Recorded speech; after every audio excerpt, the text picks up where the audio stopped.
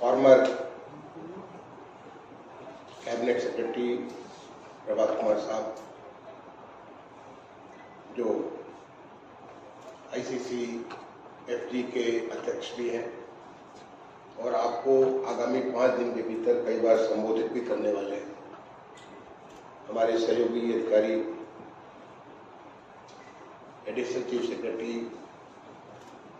नियुक्ति एवं कार्मिक श्री देवेश चतुर्वेदी जी, इस संस्थान के एकेडमी के महानिदेशक वेंकट सरलू जी, अन्य यहाँ पे एकेडमी के वरिष्ठ अधिकारीगण, ICCFG के जो तमाम सारे प्रशिक्षक जो यहाँ पे मौजूद हैं, और इस 5 दिन के बहुत ही महत्वपूर्ण कार्यक्रम कर्मचारी से कर्मयोगी में भाग ले रहे हमारे सहयोगी अधिकारीगण।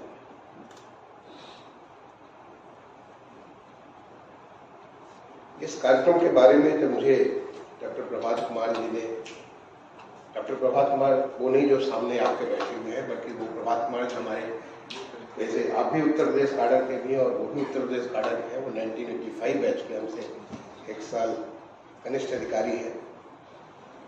प्रभात कुमार ने जब मेरे सामने प्रस्तुतिकरण किया तो देख करके मुझे बिल्कुल स्पष्ट हो गया कि ये तो हम सबके लिए आवश्यक है, क्योंकि आज जिस भारत की कल्पना माननीय प्रधानमंत्री जी करते हैं और जिसके बारे में पूरा देश एक स्वप्न देख रहा है, एक नीति लेकर के आगे बढ़ रहा है, वो भारत जो कि विकसित भारत होगा, वो भी नहीं कि 1000 साल में, क्योंकि हम तो 75 साल की जर्नी कर चुके, 77 साल की जर्नी हो गई, और हम जब शुरू किए थे तब भी हम विकासशील थे। हम यहाँ पे पहुंचे, अभी विकासशील है, कब तक विकासशील रहेंगे? हम विकासशील से विकसित कब बनेंगे? उसके लिए एक निश्चित लक्ष्य लेकर के जो देश चल रहा है कि जब आज़ादी के 100 साल हम मनाएंगे अगस्त 2047 में, तो हमारा देश विकसित होगा। विकसित तभी होगा जब हमारी सोच विकसित होगी। विकसित तभी होगा जो लोग इसमें लगे हुए हैं, और सारे के सारे लोग उस सोच के साथ कार्य में लगेंगे। विकसित तब होगा जब हम अपनी सारी संसाधनों का सही तरीके से उपयोग करेंगे, क्योंकि आसानी से कोई भी देश विकसित होता नहीं। पिछले करीब 75-100 साल के भीतर केवल एक देश विकसित हुआ है, वो है साउथ कोरिया। बाकी देश तो पहले से ही विकसित थे। इनफैक्ट उनके विकसित होने का पैमाने को नीचे भी गिरे, लेकिन अभी भी विकसित है। और साउथ कोरिया को मुझे कई बार जाने का मौका मिला और बहुत नजदीक से देखने का मौका मिला, क्योंकि मैं गया और कई बार अलग अलग तरीके से लगे, तो बहुत नजदीक से देखने के लिए गया।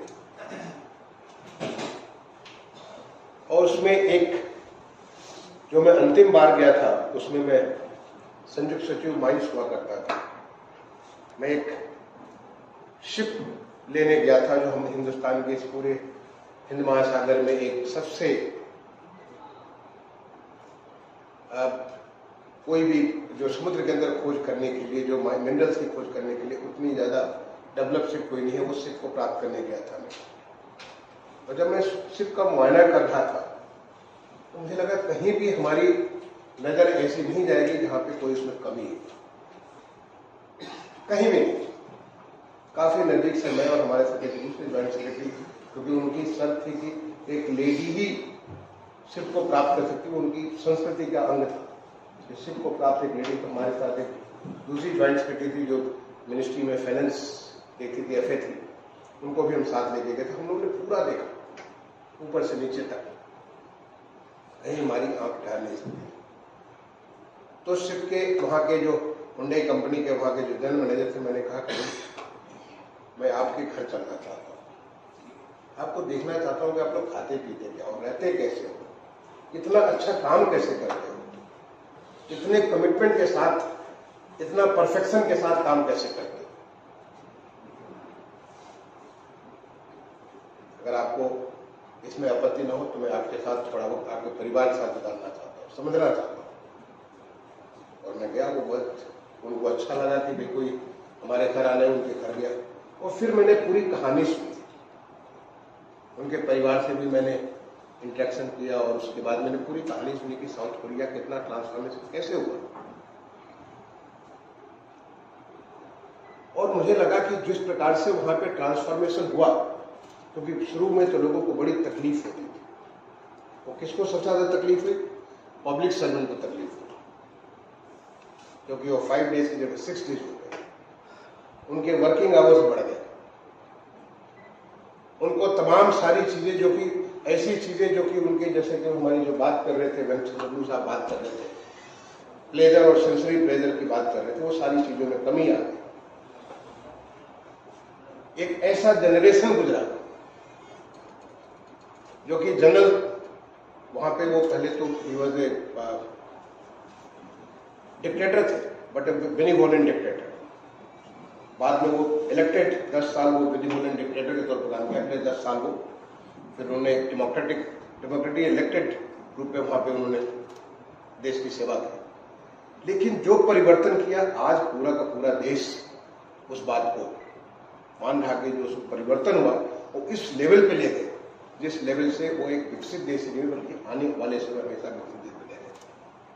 जिस कोरिया के बारे में हम कहते थे कि कोई सामान कोरिया को कोई छू नहीं सकता है, सबसे खराब सामान हुआ करता था, आज किसी भी क्षेत्र में जाइए, हर क्षेत्र में साउथ कोरिया हरा हुआ, और वहां के लोगों का living standard, quality of life हर तरीके से, क्योंकि मैंने बहुत घूमा है, काफी इलाके को घूमा है। आज हमारा देश उसी प्रकार के परिवर्तन के तरफ अग्रसित है, और इसमें सिविल सर्विसेज का रोल बहुत इंपॉर्टेंट हो जाता है।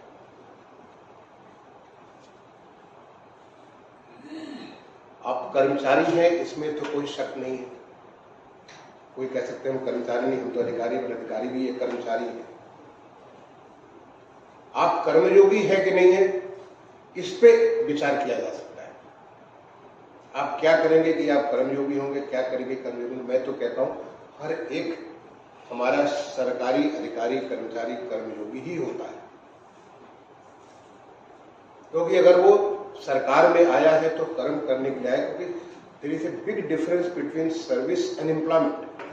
पब्लिक सर्विस और हमारी जो सेवा है, बहुत सारी नौकरी लोग प्राप्त करते हैं। जो नौकरी होती है, नौकरी और पब्लिक सर्विस, लोक सेवा, दोनों में बहुत फर्क है।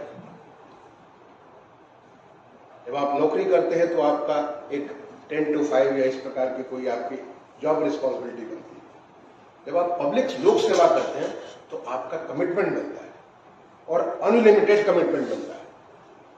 वो कमिटमेंट किस बात के लिए होता है? अगर मुझसे कोई पूछता है कि आपका क्या काम है, मेरा काम इंटरनेट सर्विस नहीं है। आपसे अगर मैं जानना चाहूँ कि आपका क्या काम है, आपको एक सेंटेंस में अगर बताना चाहेंगे, बताएंगे? Just let me try with couple of you. 1-2 लोगों को मैं जानना चाहूंगा, कोई हाथ उठाएंगे? आप किस सेवा में क्या काम करना चाहते हैं? कोई भी हाथ उठाएंगे? Just try. लोक सेवा तो एक शब्द हो गया, बट आपका क्या काम है?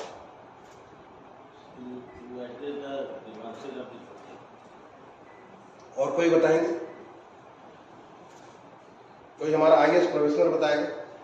2022 बैच के अब आप जाने वाले हैं दिल्ली में under as assistant secretary, one of the professionals. Try please. To make people's life easy. Make people life Easy.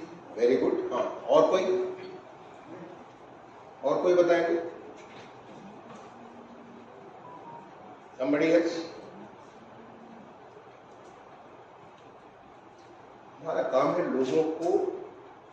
लोगों की जिंदगी में खुशियां लाना। हम जो भी काम करते हैं, पब्लिक सर्विस में जो भी काम करते हैं, we address the issues of the public, ताकि उनकी जिंदगी पहले से बेहतर हो। चाहे वो जैसे कि आपने कहा कि उनकी लाइफ आसान हो, make their life easy, improve there quality of life, make them live better than what they were doing earlier, जो पहले जैसे थे उससे और बेहतर करने के लिए ये हमारा काम है। अगर आप इस काम को समझ ले तो फिर आपका पूरा का पूरा सर्विस इतना आसान हो जाता है, इतना आसान हो जाता है कि आप उसकी कल्पना नहीं कर सकते। जब मेरा सिलेक्शन हुआ आईएएस में 1984 में, मैं उसमें आईआईटी कानपुर में पढ़ता था, आईआईटी कानपुर में एमटेक कर रहा था। मैं अपने गांव गया, मेरे पिताजी बड़े कम पढ़े लिखे, मिडिल स्कूल पास थे, छोटी सी सरकार की नौकरी करते थे, वो भी रिटायर्ड होकर के गांव में रह रहे थे। जब उनका मैं पहुंच हुआ तो उन्होंने कहा कि बहुत बहुत खुश, ऑब्वियसली किसी का बेटा आईएएस बने तो कितनी खुशी होती है। उनका बेटा मुझे मालूम नहीं तुम कैसे बने हो, तुम्हारे या तो पूर्व जन्मों के कर्म होंगे या माँ बाप के ये तुम्हारा आशीर्वाद होगा या तुम्हारे खुद के अपने कर्म होंगे, लेकिन मेरी दो बातें हमेशा ध्यान रखना। पहली बात कि तुम्हें इतने मौके मिलेंगे जिंदगी में, क्योंकि तुम एक आईएएस अफसर हो, कि तुम लोगों का बहुत भला कर सकते हो, लोगों का कल्याण कर सकते हो। और जो तुम कल्याण करना तो दिल खोल करके कल्याण करना, क्योंकि तुम्हारा काम है लोगों की जिंदगी सुधार करना, लोगों को बेहतर जिंदगी देना, यही तुम्हारा काम होगा। चाहे तुम कहीं भी बैठे हो,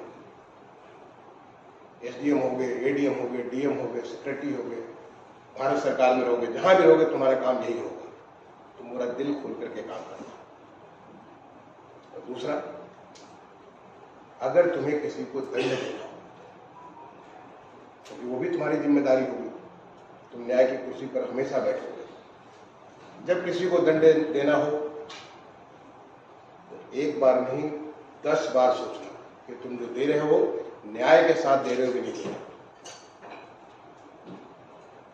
9 बार तो ऐसे सोचना, 10वें बार अपने आप को उस आदमी की जगह रख करके सोचना कि अगर तुम वहां पे होते और तुमको वही दंड मिलता, उसी चीज के लिए मिलता, तो क्या तुम्हारा दिल तुम्हें उसे स्वीकार करता? अगर तुम अपने आप को उसकी जगह पे डाल करके देखोगे और वो तुम्हें लगता है कि बिल्कुल सही है, तो वो आदमी भी तुम्हें हमेशा तुम्हारा गुण गाएगा, क्योंकि वो जानता है कि गलती जो हर आदमी जो गलत करता है वो आदमी दंड तो भोगना चाहता है, लेकिन वो ईमानदारी से दिया दंड भोगना चाहता है। ये बहुत बड़ा लेसन था मेरे लिए मार्केट में, और वो मैं तब से लेकर के मेरी 40 साल की सेवा पूरी हुई, हमेशा मेरे साथ ही ये हमेशा बना रहता है। जब मैं आईएएस की सर्विस में आया, जब मैं एसडीएम बना पहले बार बरेली में, तो मुझे लगा मेरी जिंदगी का कुछ एक आइडियल होना चाहिए। उस समय मैंने एक कबीरदास का दोहा चुना, जो कि जब मैं एसडीएम था तब से लेके आज मैं चीफ सेक्रेटरी हूँ, हमेशा अगर कोई मेरे कमरे में, जब मैं एसडीएम था तब भी गया होगा, या मैं डीएम था तब गया होगा, सेक्रेटरी था तब गया होगा भारत सरकार में, केवल उसकी पट्टी बदल गई है। जब मैं एसडीएम था तो वो सिंपल लकड़ी के पट्टी पे था, आज वो स्टील की पट्टी पे। जब मैं भारत सरकार का सेक्रेटरी अर्बन बना तो सीपीडब्ल्यू वाले का तो मेरे पास टिन की पट्टी थी। जब तक एडिशनल सेक्रेटरी था तो टिन की पट्टी थी। उन्होंने कहा साहब आप भारत सरकार के सेक्रेटरी हैं, बहुत सारे लोग आए थे आपसे मिलने के लिए, अच्छा नहीं लगेगा, मैं आपकी स्टील की पट्टी बनाता हूँ। आज भी वो चीफ सेक्रेटरी के कमरे में लगी हुई है। और वो दुआ क्या है? कबीरा खड़ा बाजार में मांगे सबकी खैर, ना काहू से दोस्ती ना काहू से खैर। This is the most ideal. हमारा जो है एवरीथिंग ऑन द मेरिट। हमारा कहीं भी कोई, जो हमें अभी जो देवेश जी ने बताया कि निष्काम भाव से हमारा कोई किसी चीज पे अटैचमेंट नहीं है, एवरीथिंग ऑन द मेरिट। अगर आप करो, मैं देख रहा हूं कि आपके प्रोग्राम में एथिक्स इन पब्लिक सर्विस की बात है। पब्लिक सर्विस में एथिक्स का क्या मतलब होता है? Because you have chances to, आपके पास इतने सारे मौके मिलेंगे कि किसी के लिए कोई भी थोड़ा सा पलड़ा आपने टेढ़ा कर दिया तो पूरी स्थिति बदल जाएगी। लेकिन हमें हमेशा अपने पलड़े को बराबर रखना है, ऑलवेज ऑन द मेरिट, क्योंकि हम व्यवस्था को इंप्लीमेंट भी करते हैं, वहां भी ये गड़बड़ हो सकता है। हम पॉलिसी बनाते हैं, वहां भी गड़बड़ हो सकता है। हम डंडी लगा सकते हैं, कहीं भी डंडी लगा सकते हैं। अगर हम वो नहीं करेंगे तो हमारा हमेशा एथिकल स्टैंडर्ड्स होगा। एथिकल स्टैंडर्ड क्या है? मुझे शिव खेड़ा ने बड़ी अच्छी बात बताई। अगर आपने शिव खेड़ा का प्रोग्राम करते हो, कभी किया हो आपने, बड़ी अच्छी बात है। एथिकल स्टैंडर्ड का क्या है? एथिकल स्टैंडर्ड का मतलब होता है कि ऐसा काम जो कि उसका 2 टेस्ट उन्होंने कहा कि मामा टेस्ट एंड बाबा टेस्ट। मामा टेस्ट मतलब ऐसी चीज जो अपनी माँ को आप पूरे सम्मान के साथ कह सकते हैं, उनके साथ शेयर कर सकते हैं कि मैंने ये काम किया और मैं इसके साथ गर्व के साथ करता हूं। जिस काम को अपनी माँ के साथ शेयर नहीं कर सकते, जिसके लिए आपको शर्म आती है, वो एथिकल नहीं है। या बाबा टेस्ट का मतलब हुआ कि जो उसको आप अपने बच्चे के साथ, आपका बच्चा भी आप पे गर्व करे कि आपने ये काम किया है, क्योंकि इससे बड़ा कोई अच्छा स्टैंडर्ड्स नहीं हो सकता। मामा टेस्ट एंड बाबा टेस्ट, ये हमारे एथिक्स के बारे में बहुत सारी बातें हमारे सरगुरु जी ने हमारे शास्त्रों से, मैं भी बहुत सारी शास्त्रों से बता सकता हूं, लेकिन ये बड़ा सिंप्लीफाइड टेस्ट है। आप क्या कर रहे हैं, क्यों कर रहे हैं, कैसे कर रहे हैं। इनफैक्ट इसमें मुझे गांधी जी की एक वाक्य, जब मैं आईएएस का इंटरव्यू देने गया था दिल्ली, और 30 जनवरी मार्ग पे जो गांधी जी की स्मृति बनी हुई है, वहां एक चीज मैं कागज पे नोट करके ले आया, और वो भी मेरे कमरे में 1986 से लेके आज तक हमेशा एक पट्टी में पड़ा हुआ है, जो भी आए उसे देख ले। और वो गांधी जी का वाक्य है कि जब कभी आप किसी भी प्रकार के कंफ्यूजन में हो, तो जो सबसे गरीब आदमी जिसको आपने देखा है, उस आदमी के चेहरे को याद करिए और सोचिए कि आपके निर्णय से क्या उसको कोई फर्क पड़ने वाला है। अगर आप इसकी बात को सोचेंगे तो आपका जितना भी कंफ्यूजन है, सारा का सारा कंफ्यूजन मोम जैसे पिघल जाएगा। इतना आसान है, क्योंकि हम पब्लिक सर्विस में, लोक सेवा में, और लोक सेवा हमारी सबसे पहले जो पंक्ति, जो अंतिम पंक्ति में व्यक्ति खड़ा हुआ है, उसकी सेवा सबसे पहले, ताकि उसे हमको बराबर ले आना। आज हम जब इंक्लूसिव डेवलपमेंट की बात कर सकते हैं, इंक्लूसिव डेवलपमेंट के पहले से ही हमारे यहाँ हमेशा इंक्लूसिव डेवलपमेंट की बात रही। Inclusive development, the last man has to be brought in parallel with the rest. उसको उस प्रकार का संबल देने की जरूरत है। और आज तो देश में जिस प्रकार से परिवर्तन हुआ है, हर एक प्रोग्राम में आप सोच नहीं सकते हो। अगर हाउसिंग फॉर ऑल है तो this really housing for all, it is in the situation mode. हर कोई को कोई भी ऐसा नहीं होगा जिसका घर नहीं होगा, अपना ऐसा आप घर नहीं होगा जिसके घर में पानी भी हो, बिजली भी हो, टॉयलेट भी हो, गैस का चूल्हा भी हो, हर एक चीजें हो, और वो सम्मान के साथ रहे, अपने बच्चों को अच्छी शिक्षा दे सके। Education for all, health for all, we are moving on that kind of situation mode, making everybody competent to deliver their best, और तभी हमारा देश विकसित भारत बनेगा। तो जो आपका जो प्रोग्राम है, ethics in the public service, बहुत अच्छा लगा मुझे आपका प्रोग्राम की इसमें कि awakening the child with in you. हमारे बहुत सारे लोगों को, जिसके एक छोटा सा उदाहरण दिया हमारे देवेश जी ने, we get so much of arrogance. और ये मैंने देखा बहुत सारे अधिकारियों को, क्योंकि मेरा अपना पर्सनल सोचना है कि जो अधिकारी आईएएस में सेलेक्ट हो गए या स्टेट सिविल सर्जन सेलेक्ट हो गया, they are the best among the many. उसकी कैपेसिटी में कमी नहीं, उसके इंटेलिजेंस में कमी नहीं, लेकिन आने वाले समय जो एरोगेंस आ जाता है उसको, I know it all, I am right, the rest is bluffing. ये जो एरोगेंस आ गया, क्योंकि वो लर्निंग एटीट्यूड नहीं रहा, दूसरे को सुनना नहीं चाहते। आपने अगर कभी देखा होगा माननीय प्रधानमंत्री जी को, मैं तो इतनी सारी उनके साथ बैठकों में देखा था, he listens to everything so much deeply कि उसके बाद जब वो जो इंटरेक्ट करते हैं, जो हमारे ये प्रोफेशनल से आपको मौका मिलेगा उनसे इंटरेक्ट करने का, आप देखेंगे कैसे वो कितनी गहराई से चीजों को देखते हैं, समझते हैं, और उसके बाद इंटरेक्ट करते हैं। हमारे साथ खूब सारे लोगों को मैं देखता हूं कि इसके पहले कि वो कुछ समझे, पहले ही अपनी बात बोलना चालू कर देते हैं। बहुत आवश्यक है लिसनिंग की कैपेसिटी, और लिसनिंग की कैपेसिटी किसमें होती है? बच्चे में सबसे ज्यादा होती है। जैसे जैसे बच्चा अपने को मैच्योर करता है, वो समझने लगता है कि मैं ही सब कुछ जानता हूं, मुझे लगता है कि मैं कुछ नहीं जानता। मुझे आज भी बहुत कुछ सीखने की जरूरत है, हमें continuously keep learning my self, keep improving my self. Nobody is complete at any point of time. Life is only a journey, and the journey to keep improving yourself. चाहे वो आपका सिविल सर्विसेज का life हो या individual life किसी के रूप में हो, जब तक आप लर्निंग करते रहेंगे तब तक आप अपने को बेहतर से बेहतर ले जाते हैं। ये तो जो जिस प्रकार में आप देंगे, मुझे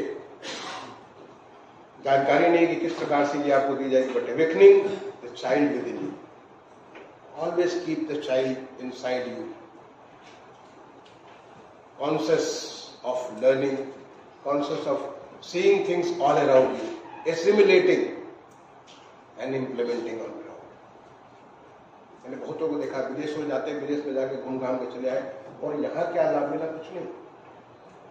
जब आप जाते हो अपनी आंखें खोल के देखो, अगर आपको कुछ अच्छी चीज लगती है, क्या वो हमारे यहाँ हो सकती है? कर्मयोगी तो तब हो गए जब आप उसको कुछ भी देखते हो। अगर आप जाते हो, मान लेते थे कि आपने तमिलनाडु गए और तमिलनाडु में कुछ अच्छी चीज लगी, क्या उत्तर प्रदेश में हो सकती है? कैसे हो सकती है? हम नकल नहीं कर सकते। क्या उत्तर प्रदेश की इस जो व्यवस्था, उस व्यवस्था में उसको लागू कर सकते? किसी तरीके से कर सकते, क्योंकि हमारा देश ही इतना बड़ा देश है, इतने किस्म किस्म के लोग, इतने नई नई चीजें होती रहती है। उन चीजों को कैसे हम एसिमिलेट करें, कैसे एक दूसरे से सीख करके हम लोग आगे बढ़ जाए, ये पॉसिबिलिटी हमारे देश में बहुत सारी मिलती है। लाइफ बैलेंस, जब तक आपकी लाइफ में बैलेंस नहीं है, इम्बैलेंस है। अब आप गाड़ी चल रही है और 4 पहिए में 1 पहिया पंचर है, या 2 पहिया है तो 2 पहिया में 1 पंचर है, तो फिर आप गाड़ी नहीं चला सकते।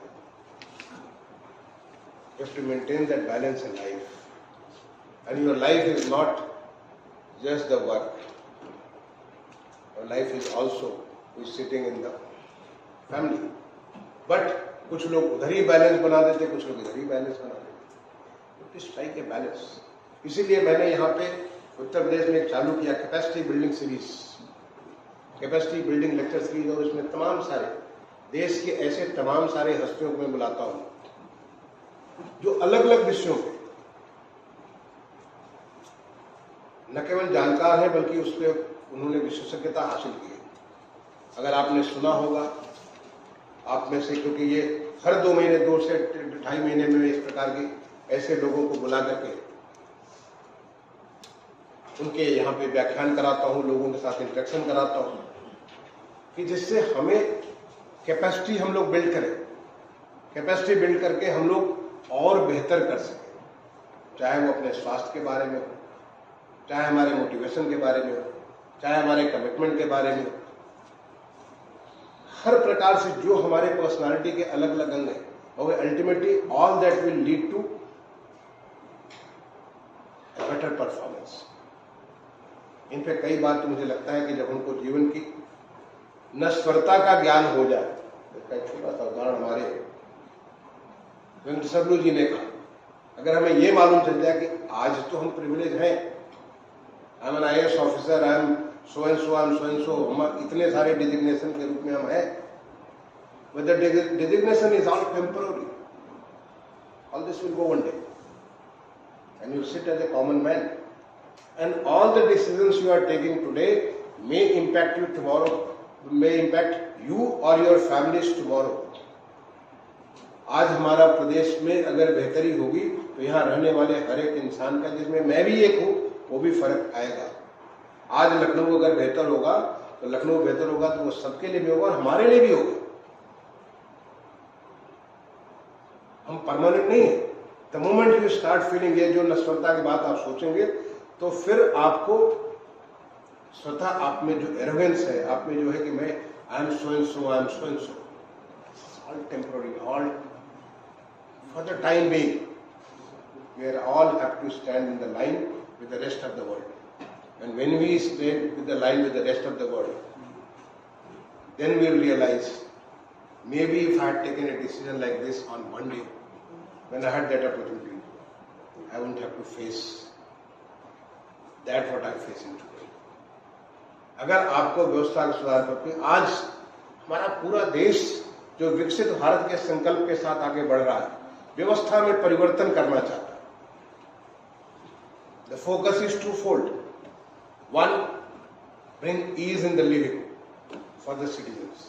हर एक लोगों की जिंदगी को आसान बना देना, उसकी जितनी सारी जरूरतों को ऐसे कर देना कि जिससे उसकी जिंदगी आसान हो जाए। And bringing ease in the business, कि जिससे कि हमारा जो भी काम हो रहा हो, चाहे वो एग्रीकल्चर हो, हेल्थ हो, एजुकेशन हो, इंडस्ट्री हो, बिजनेस हो, जो भी है, हर जगह bringing ease in doing business. कैसे वो काम आसान हो सकता है? जितनी सारी गांठें वहां बधी पड़ी हुई है, which is part of our old thinking, जिसकी बात प्रभात कुमार साहब बात कर रहे थे, जो हमारा 90s के पहले या 90s के बाद भी बहुत दिनों तक, क्योंकि हम भी 40 साल की सेवा कर चुके हैं और 40 साल में मैंने बहुत कुछ किस्म किस्म की चीजों को प्रदेश में और देश में देखा है। इतनी सारी गांठें बधी हुई हैं, उन गांठों को खोल करके ईज इन डूइंग बिजनेस करना है। यही केवल दो काम है हमारे, एक ईज इन डूइंग बिजनेस और bringing ease in the life of the citizens. ये कैसे करेंगे? ये एक कर्मयोगी का, कर्मयोगी के लिए यहाँ पे एक बड़ी इंटरेस्टिंग चीज दिखा, टेक्नोलॉजी। जो सुरीना जी हमारी गुड कलीग हमारे साथ भारत सरकार में रही, सुरीना जी मैं देख रहा हूँ कि she is going to speak on technology के बारे में बात करेंगे। और आज टेक्नोलॉजी इट्स मस्ट, अगर आप टेक्नोलॉजी को अडॉप्ट नहीं कर रहे हैं, आज अगर आप नई नवाचार जो है नहीं कर पा रहे हैं, अगर आपको एप्रिसिएशन नहीं कि कैसे दुनिया बदल रही है, क्या क्या चीजें, क्या क्या टूल्स हमारे पास उपलब्ध है, तो you can not deliver. And specially हमारे देश में या हमारे प्रदेश में, यहाँ की आबादी 25 करोड़ है, इस 25 करोड़ की आबादी को अगर किसी तरह से एड्रेस करना, तो technology is the only answer, there is no other way. अगर आपको मास ट्रांसफॉर्मेशन करना है, आपको पता है जो ये हमारा जो ग्लोबल इन्वेस्टर समिट हुआ अभी हाल में फरवरी 2023 में, माननीय मुख्यमंत्री जी ने हम लोग का लक्ष्य रखा कि हम लोग करीब 10 लाख करोड़ का हम लोग इसमें व्यू करेंगे। एंड उन्होंने लक्ष्य रखा कि उसके पहले जो हुआ था वो करीब 4 करोड़ का हुआ। कैसे किया? We made everything complete technology base. अगर किसी को एमओयू साइन करना है तो MOU signing can be 24/7 365 days from anywhere any time. आप इसको जो फॉलो अप करेंगे वो सारा टेक्नोलॉजी के माध्यम से, पूरी की पूरी चीज, पूरी व्यवस्था टेक्नोलॉजी के माध्यम से। और रिजल्ट क्या हुआ? 35.5 लाख करोड़ का एमओयू साइनिंग हुआ। आज वो 40 करोड़ से ऊपर हो चुका।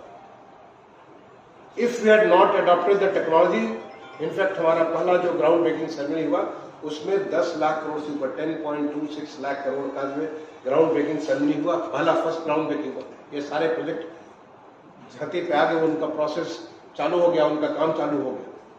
And how this is going to make a difference to the life of the citizen of Uttar Pradesh, you can imagine.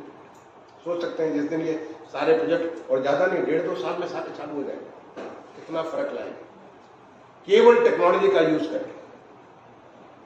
अगर आप पूरी एथिक्स की बात करते हैं, एथिक्स अगर लाना है तो technology is the only answer. जिस एथिक्स को ला सकते हैं आप, ट्रांसपेरेंसी ला सकते हैं, लोगों को अकाउंटेबिलिटी ला सकते हैं, कंसिस्टेंसी आप ला सकते हैं only by use of technology.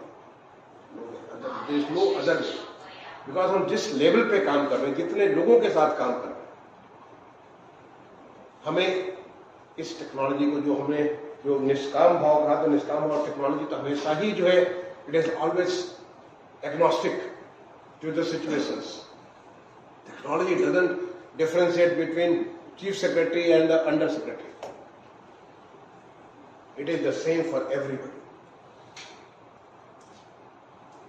ये टेक्नोलॉजी के बारे में जो बात सुनने दी करेंगे, citizen centricity. I think citizen centricity का जो एग्जाम्पल जो पिछले 10 साल में हमने सीखा, बहुत नजदीक से सीखा। आज जो भी हमारे प्रोग्राम बनते हैं, बिकॉज अल्टीमेटली, क्योंकि पहले हमारा अप्रोच होता था कि टॉप डाउन, अब भारत सरकार प्रोजेक्ट बनाती थी, स्कीम बनाती थी, सब पे लागू कर, राज्य सरकार बनाई थी, सबको लागू कर दे, लागू लगे न लगे, चले न चले, वो हमने बनाया, वो सबसे लागू।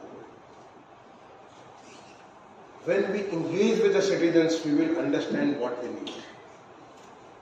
When we engage with the citizens, it will be sustainable. They will all participate in the development.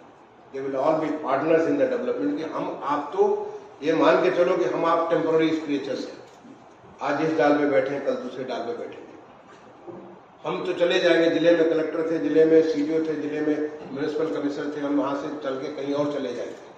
लेकिन वहां के जो लोग हैं जिनके स्टेक्स इन्वॉल्व हो उसके ऊपर, they are all responsible for it. अगर वो अच्छा काम करेगा तो उसको फायदा होगा, नहीं करेगा तो नहीं फायदा।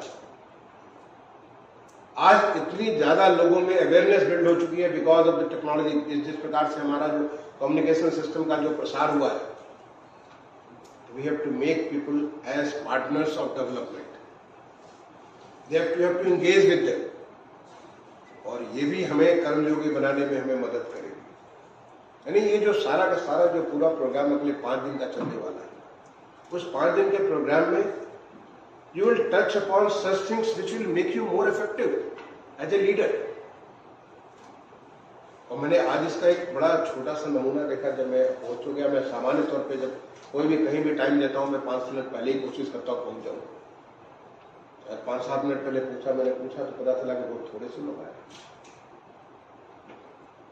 यहाँ पे 40 लोगों को आमंत्रित किया गया, 40 आपने हमें बताया वेंकट ने कि 47 लोगों को इन्वाइट किया गया, बहुत थोड़े से लोग आए। I mean, the drop of ethicality is right there। आपका एथिकल बिहेवियर का पहला वहीं पर ड्रॉप हो गया। तो मैंने कहा लिस्ट हमको भेजिए कि कौन कौन से लोगों को आपने बुलाया और क्यों नहीं पहुंचे। Let me check with them what is their problem. अगर आपने उन्हें यहाँ पर नॉमिनेट किया, it's time to learn, time to improve. In fact मैं तो आपसे ये कहूंगा कि आप यहाँ सीखिए और आप अपने एक सेमिनार करिए जो जिस डिपार्टमेंट से आया हुआ। जैसे कि हमारे आपका पंचायत से आप आए हुए, पंचायत में एक सेमिनार करिए। Have a half day session in your panchayat department. अपने सारे के सारे डिप्टी डायरेक्टर, जॉइंट डायरेक्टर, जितने सारे लोग हैं पंचायत के सीनियर अधिकारियों को बुलाइए और बुला करके उनके साथ एक सेशन करिए कि हमने जो ये जो कर्मयोगी कर्मचारी से कर्मयोगी का जो प्रोग्राम है उसमें हमारी ये लर्निंग हुई, and what is their reaction and how can they become karmayogi. तो बनना तो सबको है। अगर हम पब्लिक सर्विस में, you have all the choice in the world not to join the public service. किसने कहा आपको पब्लिक सर्विस ज्वाइन करने की? It was your own sweet will. अगर आपने अपने पब्लिक सर्विस छोड़ करके कहीं भी आप ज्वाइन कर सकते थे। और पब्लिक सर्विस ज्वाइन करना इतना आसान काम भी नहीं है। It is not something as if हमें ऐसे पहुंच गए।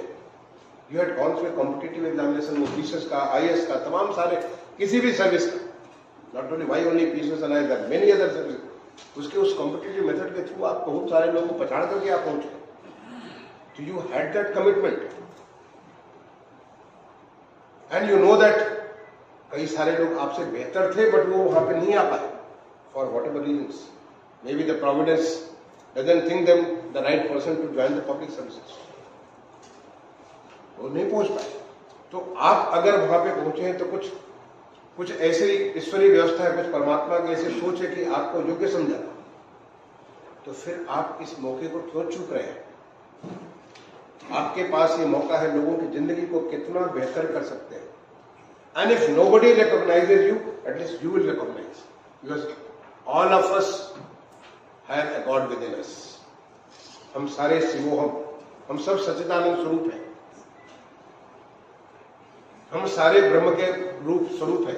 तो हम तो स्वीकार करेंगे कि हमने ये फर्क डाला है, चाहे दूसरे उसको माने या न माने। और अगर नहीं किया है तो फिर आप तो जानोगे कि भाई हमको तो मौका मिला और हमने मौका खो दिया। I have lost that opportunity. और next day when you are in the line and you will, एक बार आपका अपॉर्चुनिटी है कि आप अपनी पोस्टरिटी को बोले कि okay I made the difference और इसकी वजह से ये फर्क आया। दूसरा है कि मुझे मौका मिला और हमसे छूट हो गई, गलती हो गई। I have nothing but to repent. आज जब देश विकसित भारत के संकल्प के साथ आगे बढ़ रहा है, लेट मी श्योर यू, देश तो विकसित बनेगा। I have been part of that team जो कि भारत सरकार में इतनी सारी पॉलिसीज में चेंज करता है। भगवान ने मुझे बहुत मौका दिया, काफी मौका दिया वहां पे काम करने का। जिस प्रकार से परिवर्तन हो रहा है, nothing can stop our country is going to become developed. The question is after certain years आप ये सोचेंगे कि मैं भी उस विकसित भारत के संकल्प को पूरा करने में सहयोग दिया या मैं बाई स्टैंडर्ड था। ये बस तो आगे से गुजर गई और मैं सड़क पे खड़ा हुआ झांक रहा था, देख रहा था कि बस जा रही है, बस को चलते गया। या बस की सवारी लेकर के हम भी बस की सवारी लेकर के हम भी चलते चले और सवारी हम वहां पहुंच गए।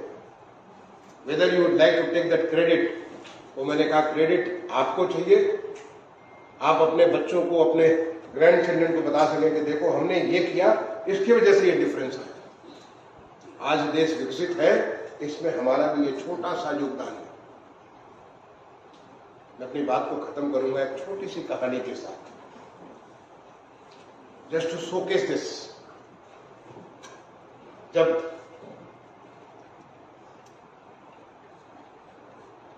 रामेश्वरम में सेतु बन रहा था, भगवान राम और उनकी पूरी की पूरी वानर सेना वहां पे बैठी थी और वो सारे लोग, नल और नील की कहानी तो आपने सुना होगा, वो पत्थरों पे राम लिख करके छोड़ते थे और वो पत्थर वहां पे तैरने लगते थे और वो पूरी की पूरी वहां से पुल बन रहा था लंका तक जाने के लिए, जिससे कि पूरी भगवान राम की फौज लंका जाए और मां सीता को वहां से लेकर के आए। पहले तो भगवान ने सोचा कि हम भी इसे मदद कर दें, तो देखा कि जब वो लिख करके कर रहे हैं तो वो तो डूब जाता है। नल नील तो एक अलग से एक भक्ति भाव से हो रहे थे, तो भगवान अपना किसी शिला पे बैठ गए। लक्ष्मण जी वहां सामने खड़े हैं, उनके पीछे खड़े हैं और वहां पे देख रहे हैं, पूरा का पूरी इस घटना को वॉच कर रहे हैं। बट उनके सामने एक बड़ी कौतूहल, बड़ी बड़ी महत्वपूर्ण घटना हुई। एक छोटी सी गिलहरी, वो कभी समुद्र के अंदर जाती थी, खूब स्नान करती थी, स्नान करके आती थी और बालू में आके खूब लौटने लगती थी, खूब नाचने लगती थी। फिर उसके बाद दोबारा समुद्र में जाती थी, स्नान करती थी, फिर आ गई और आकर के अपने को बालू में अपने को लोट पोट करके पूरे बालू से एकदम, मैंने पहले अपने को गंदा किया, जो आप लोग केनियन इकोनॉमी में आप पढ़ते होंगे कि पहले गड्ढा खोदो, फिर गड्ढा भरो, गड्ढा खोदो, गड्ढा भरो, ये आपकी इकोनॉमिक थियरी है। वैसे ही हमारी गिलहरी जो है समुद्र के अंदर जाती थी, स्नान करती थी, निकल करके फिर अपने से बालू को, फिर अपने को लोट पोट करके गंदा कर लेती थी, फिर स्नान करती थी।